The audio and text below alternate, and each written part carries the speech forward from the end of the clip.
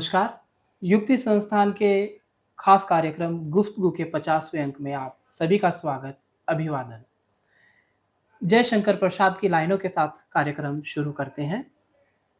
क्या कहती हो ठहरो नारी, संकल्प अश्रु जल से अपने, तुम दान कर चुकी पहले ही जीवन के सोने से सपने। नारी तुम केवल श्रद्धा हो, विश्वास रजत नग पगतल में, पीयूष स्रोत सी बहा करो जीवन के सुंदर समतल में। आज की अपनी गुफ्तगू का मुख्य विषय महिला सशक्तिकरण का महत्व। विशेषज्ञ के रूप में आज हमारे साथ श्रीमती शकुंतला शेखावत जी, जो कि डिप्टी कमिश्नर है स्टेट जीएसटी में। मैडम, आपका युक्ति संस्थान के स्टूडियो में हम बहुत बहुत स्वागत करते हैं, अभिवादन करते हैं। और जो तमाम दर्शक आपको देख रहे हैं, सुन रहे हैं, उनकी ओर से भी मैं आपका बहुत बहुत स्वागत करता हूँ, अभिवादन करता हूँ।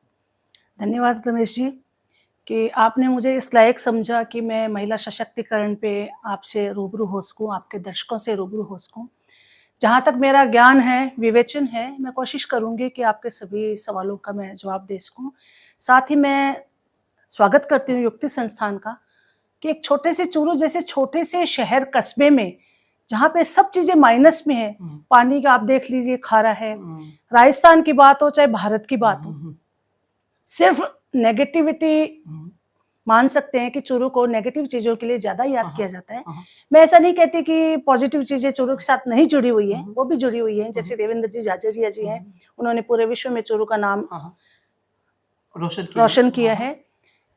लेकिन ज्यादातर इस बात से भी इनकार नहीं किया जा सकता कि चूरू का नाम ज्यादा सर्दी, ज्यादा गर्मी, खारा पानी, फ्लोराइड की समस्या, कम लिटरेसी, इन सब चीजों के साथ जुड़ा हुआ है।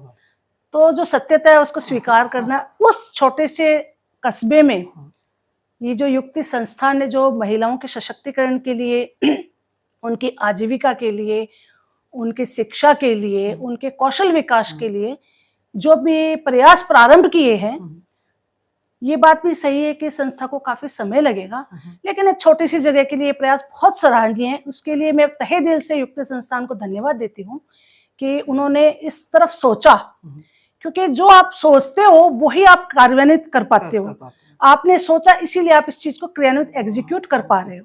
तो सोच जो इस युक्ति संस्था की जो सोच है सबसे बड़ी, जो आपने पहल की है पुरुष होके, होना ये चाहिए था कि किसी महिला की तरफ से इस तरह की संस्था का निर्माण होना चाहिए था, लेकिन एक पुरुष होके और आपने महिलाओं के सशक्तिकरण के लिए सोचा, इस सोच को मैं सलाम करती हूँ रमेश। हृदय से आपका आभार। अब मैं सीधे प्रश्नों पर ही आता हूँ। तो सबसे पहला प्रश्न मैं आपसे करना चाहूंगा कि महिला सशक्तिकरण की आवश्यकता क्यों है? देखिए, अपन सब रमेश जी एक समाज में रहते हैं, तो समाज का अर्ध एक पुरुष होता है, उसका आधा अंग एक स्त्री मानी जाती है। तो आपका आधा अंग सशक्त है और आधा अंग आपका सशक्त नहीं है, तो आप एक स्वस्थ समाज का निर्माण कैसे कर पाएंगे? तो सबसे पहले जो कि एक पौधा, एक बीज आप जो लगाते हैं, वो बीज आपका अच्छी क्वालिटी का होगा, तभी आपका जो पौधा है वो बहुत अच्छा होगा और उसकी पीढ़ियां आगे अच्छी होंगी, आपको अच्छी फसल मिलेगी। तो जो आधा अंग अगर आपका खराब है, तो आप ये कल्पना बिल्कुल भूल जाइए कि समाज के अंदर स्वस्थ समाज का, एक अच्छे समाज का आप निर्माण कर पाएंगे। जो बेसिक थीम महिला सशक्तिकरण की, वो एक तरह से बीज मान लीजिए आप कि घर की महिला सशक्त नहीं होगी तो पुरुष सशक्त हो ही नहीं सकता। किसी भी सफल पुरुष के पीछे एक सफल नारी होती है। तो बेसिकली आप समझ गए होंगे जो मैं कहना चाह रही हूँ। महिलाओं की कौन सी स्थिति को आप सशक्तिकरण मानती है? देखिए, सशक्तिकरण जो एक शब्द है, ये बहुत विस्तृत है, इसके ये बहुआयामी शब्द है। तो इसमें सशक्तिकरण की स्थिति मैं ये मानती हूँ कि जो आज जिस लेवल पे जो हमारा महिला समाज है, ये अभी तक पूर्णतः सशक्त नहीं है। मेरे जो सशक्तिकरण के वो मायने हैं वो बहुत अलग हैं, बहुत विस्तृत हैं। सबसे पहला जो इसमें आता है रमेश जी, वो ये आता है कि महिला कहने को जॉब में है, कहने को राजनीति में है, कहने को महिला सामाजिक विकास में है, एनजीओस चला रही हैं, जो काम पुरुष नहीं कर पा रहे वो महिला कर पा रही। लेकिन फिर भी मेरा ये मानना है कहीं ना कहीं वो सशक्तिकरण अधूरा है। महिला सशक्तिकरण की जो नीड है, जो आवश्यकता है, वो फर्स्ट ये है कि महिला पहले तो खुद में सशक्त होनी चाहिए। आज समाज में ये देखा जाता है कि महिला खुद के अंदर सशक्त नहीं है। भले ही मैं हूँ, पढ़ी लिखी हूँ, एक पोस्ट पे हूँ, लेकिन कहीं ना कहीं आके मैं भी अपने आप को अंदरूनी निर्बल मानती हूँ। कुछ परिस्थितियां, सामाजिकता, परिवार, कुछ चीजें ऐसी होती है जिसमें महिला को अपने आप के अंदर सशक्त होने की आवश्यकता है। तो महिला सशक्तिकरण की जो पहली सीढ़ी है ना, वो यही है कि महिला खुद में सशक्त होनी चाहिए। अब जैसे मैं इसका आपको एक उदाहरण देती हूँ कि साहब महिलाओं की परिवार में राय नहीं ली जाती।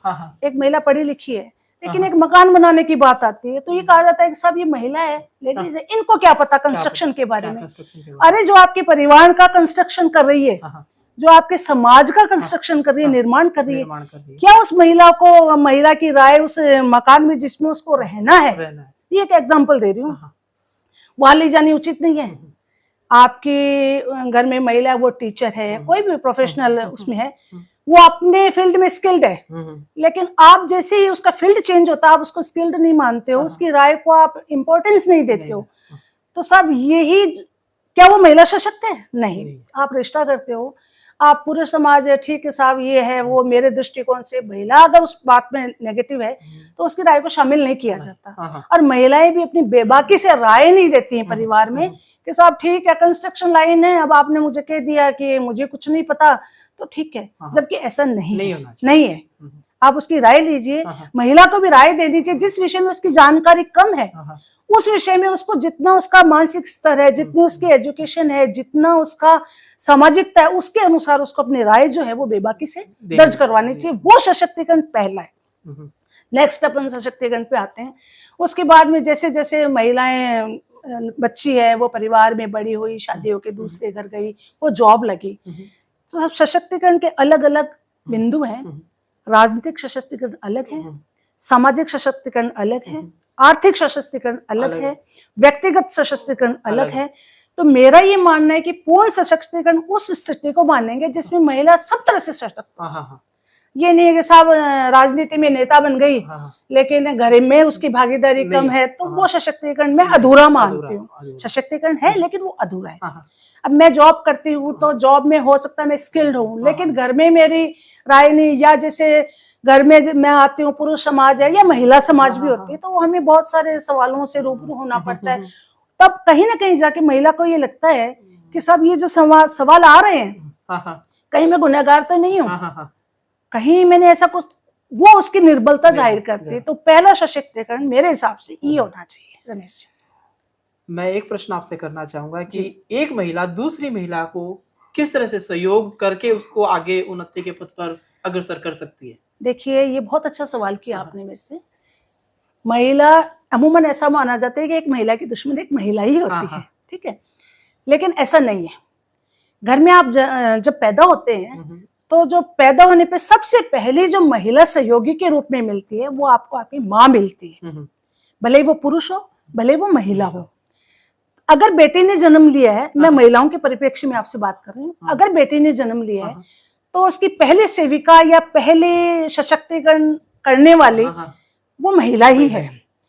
वो उसको दूध पिलाती है, उसकी केयर करती है। इवन कई समाजों में, पिछड़े समाजों में तो ये देखा गया है रमेश जी कि एक महिला ही, पुरुष समाज जैसे ट्रेडिशनल फैमिलीज में लड़कियों को पैदा होना अच्छा नहीं माना जाता था, उस समय एक महिला ही ऐसी एक वो होती है जो अपने वंश को या अपने बीज को या अपनी महिला जाति को प्रोटेक्ट करती है।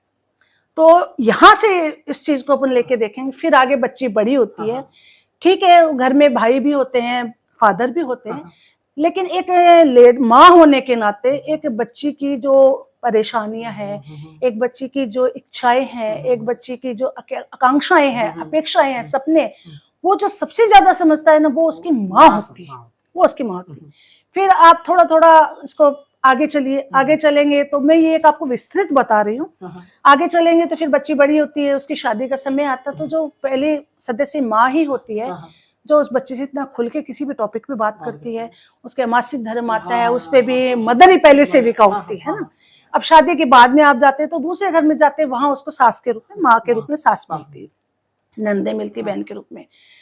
तो अगर आप किसी बच्चे को अच्छा माहौल दोगे तो वो बच्चे बहुत प्रोग्रेस करते हैं। और इतिहास में ऐसे बहुत सारे एग्जाम्पल्स हैं। रानी लक्ष्मीबाई का एग्जाम्पल ले लीजिए कि रानी लक्ष्मीबाई की जो शादी हुई थी वो बहुत अल्पायु में हो गई थी, 13-14 साल की में हो गई।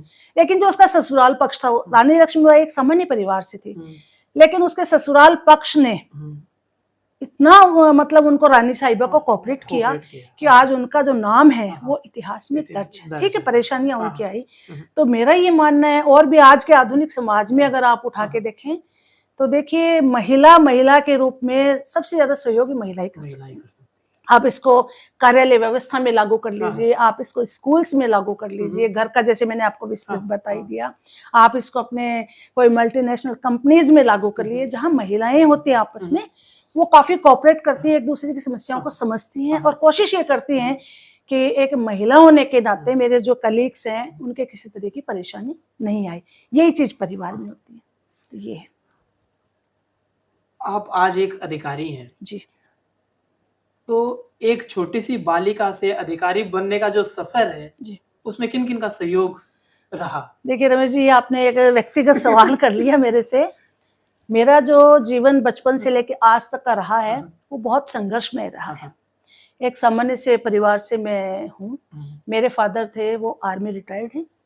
तो लेकिन मुझे मेरे परिवार में एक बेटे जैसा हमेशा से फादर का मेरे प्रति जो दृष्टिकोण था वो एक बेटी नहीं होके एक बेटे के रूप में रहा है।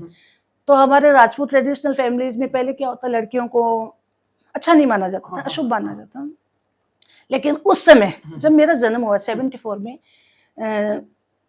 तब मेरे फादर ने समाज के खिलाफ जाके मेरे परिवार में ये कहा कि सब मेरे बेटा हुआ है। ये वास्तविक सच्चाई में बता रही हूँ।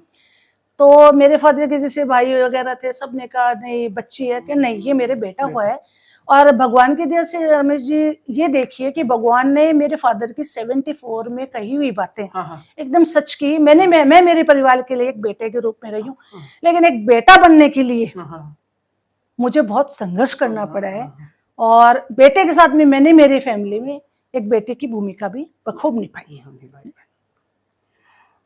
आप जिस विभाग में कार्यरत है वहां पर अमूमन देखने को मिलता है कि केवल पुरुष वर्ग ही होता है वहां पर जी। और आप उस विभाग में अधिकारी की भूमिका में कैसा अनुभव करती हैं आप? देखिए मुझे तो बहुत प्राउड फील होता है कि मैं एक ऐसे डिपार्टमेंट में हूँ। हालांकि ये मिथक अभी टूट रहा है धीरे धीरे। पहले कर ढांचे में महिलाएं बहुत कम होती थी टैक्सेशन डिपार्टमेंट में, लेकिन आजकल लेडीज इतनी, महिलाओं ने इतनी प्रगति की है कि आजकल टैक्सेशन में महिलाएं बहुत आ रही हैं। लेकिन जब मेरा चयन हुआ था उससे महिलाएं बहुत कम हुआ करती थी। और पुरुष ओरिएंटेड जो डिपार्टमेंट है उसमें मैंने काफी संघर्ष भी किया है एज ए महिला। लेकिन मैं प्राउड भी फील करती हूँ कि आज जिस पद पे मैं हूँ वहां पद पे एक महिला का आसीन होना और अपने जो भी उसको डिपार्टमेंट की तरफ से ड्यूटीज दी गई हैं उनका बहुत अच्छी तरह से, मतलब बहुत फ्रूटफुली उन ड्यूटीज को परफॉर्म करना, मैं इसमें खुद को सफल मानती हूँ। बाकी तो देखिए आप लोग ज्यादा समाज में रहते हैं, मेरे बारे में क्या आप लोग सोचते हैं या एक ऑफिसर के रूप में क्या मेरी छवि है, वो मैं आपसे ज्यादा बेटर मैं नहीं बता सकती। एक आपसे एक विभागीय प्रश्न भी मैं आपसे करना चाहूंगा, क्योंकि जो दर्शक है वो जरूर उत्सुक होंगे कि जीएसटी लगने के बाद जो कर ढांचे में जो परिवर्तन हुए हैं उनके बारे में भी बताएं, क्योंकि महिलाओं के साथ साथ पुरुष वर्ग भी आपको देख रहा है। बिल्कुल बिल्कुल बिल्कुल। देखिए आपने बहुत अच्छा प्रश्न किया है और ये मेरे से संबंधित भी है। लेकिन ये प्रश्न आपने किया, यही सबसे बड़ी बात है। इसका मतलब ये है कि आप जीएसटी और जो कर ढांचा है उसके बारे में रुचि रखते हैं, ये बहुत अच्छी बात है। तो इसमें मैं ये कहना चाहूंगी कि देखिए पहले कर ढांचा था, पहले वैट था, वैल्यू एडेड टैक्स हुआ करता था, ये 2006 में लगा था। उसके बाद में जीएसटी आया 2017 में। तो ये जो दोनों एक्ट थे ये बहुत अलग है बेसिकली। वैट की अपनी अलग विशेषताएं, अलग कमियां हैं, जीएसटी की अलग। लेकिन अपन वर्तमान में जो बात करेंगे वो जीएसटी पे बात करेंगे कि उससे कैसे भिन्न है। देखिए वैट में क्या होता था, वैल्यू पे टैक्स लगता था। अब जीएसटी आने के बाद में वैट जो था वो स्टेट टैक्स था। जैसे हर स्टेट का अलग अलग वैट का एक्ट था और अलग अलग इनके नियम थे, अलग अलग इनकी ऑफिशियल व्यवस्थाएं थी। लेकिन जीएसटी आने के बाद में जो बेसिकली जो परिवर्तन हुआ है वो ये हुआ है कि वन टैक्स वन नेशन, ये पूरी व्यवस्था पूरे देश में लागू हो गई है।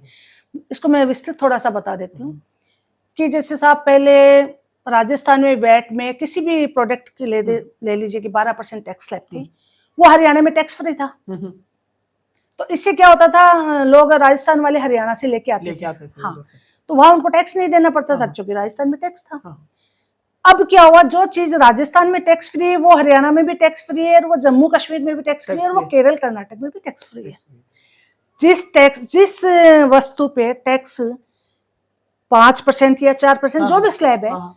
वही राजस्थान में रहेगी, वही हरियाणा में रहेगी, वही कलकत्ता में रहेगी, वही बॉम्बे में बॉम्बे रहेगी। में रहेगी। तो टैक्स रेट जो है ना हम्म, सर, वो सारी की सारी रमेश जी एक हो एक गई हो है। गए। पहली बात तो हाँ। एग्जीक्यूशन टैक्स का हम्म, एक हो गया। हम्म, टैक्स पे टैक्स लगता था, हाँ हाँ। वो हाल फिलहाल में खत्म हो गया। हम्म, और जो बेसिकली जो परिवर्तन इसमें आया है कि टैक्स का जो दायरा वो विस्तृत हो गया। विस्तृत हो गया। अब आप ये नहीं कह सकते कि साहब ये राजस्थान का टैक्स है, हम्म, ये पंजाब का टैक्स है, नहीं। अब आप ये कहोगे जीएसटी। जीएसटी।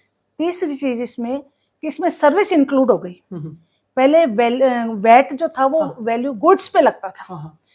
अब जो जीएसटी वर्ड से ही अपने आप में ये है कि goods and service tax, service tax. यानी गुड्स और सर्विस दोनों टैक्स को एक साथ कंपाइल करके हम्म, जो भी टैक्स रेट है किसी भी चीज पे, हम्म, सर्विस पे हो या किसी कमोडिटी पे हो, हाँ।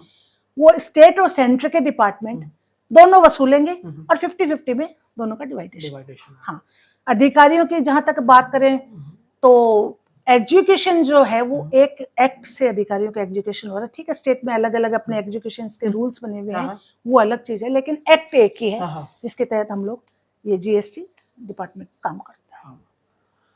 आपसे बात करके आज बहुत अच्छा लगा, और अच्छा इसलिए भी लगा जी कि एक तो आप महिलाएं और दूसरा अपना 50वां अंक है आज। जी जी अब इस कार्यक्रम के माध्यम से जो दर्शक आपको देख रहे हैं, सुन रहे हैं, जी। आप उनको क्या संदेश देना चाह रहे हैं? देखिए रमेश जी, मेरा दर्शकों को मेन संदेश यही है कि जो आपने सशक्तिकरण मुद्दे पे आज मेरे से बात की, हालांकि मुद्दे बहुत हो सकते हैं बात करने के, लेकिन चूंकि आज अपना जो साक्षात्कार का मेन बिंदु था तो मैं उस बिंदु पे ही ज्यादा जाऊंगी। तो मैं ये कहना चाहूंगी पुरुष दर्शकों को, महिला दर्शकों को, या जो बच्चियां मुझे देख रही हैं, कि साहब आप समाज में अपने आप में एक उदाहरण प्रस्तुत कीजिए। पुरुष इस दिशा में प्रस्तुत करें कि आपके घर में या आपके आसपास में जितनी भी महिलाएं आपसे जुड़ी हैं, भले वो समाज में हो, जाति में हो, परिवार में हो, तो आप उनको सशक्त करने की कोशिश कीजिए। उनको जो व्यक्तिगत सशक्तिकरण है उस पे आप ज्यादा फोकस कीजिए, क्योंकि व्यक्तिगत रूप से जब तक महिला सशक्त नहीं होगी, बाकी सशक्तिकरण अधूरे रहेंगे, मेरा ये मानना है। तो मेरे दर्शकों से यही अपील है कि आप महिलाओं को सब बहुआयामी सशक्तिकरण की तरफ ले जाएं, लेकिन बेसिकली जो सशक्तिकरण की एक नींव है उस पे आप ज्यादा काम करें। ये मेरा दर्शकों से संदेश है। पुनः मैं आपसे कहना चाहूंगा कि आपने अपना अमूल्य समय संस्था को दिया, इसके लिए मैं संस्था की ओर से आपका बहुत बहुत आभार व्यक्त करता हूँ। आभार व्यक्त करता हूँ जो तमाम दर्शक आपको देख रहे हैं, सुन रहे हैं, उनकी ओर से भी आपका आभार व्यक्त करता हूँ, हमारे सहयोगी नितिन शर्मा जी का। अगले कार्यक्रम में एक नए विषय और एक नए विशेषज्ञ के साथ हम आपके सामने दोबारा उपस्थित होंगे। तब तक के लिए जय हिंद, जय भारत। जय भारत, जय महिला सशक्तिकरण।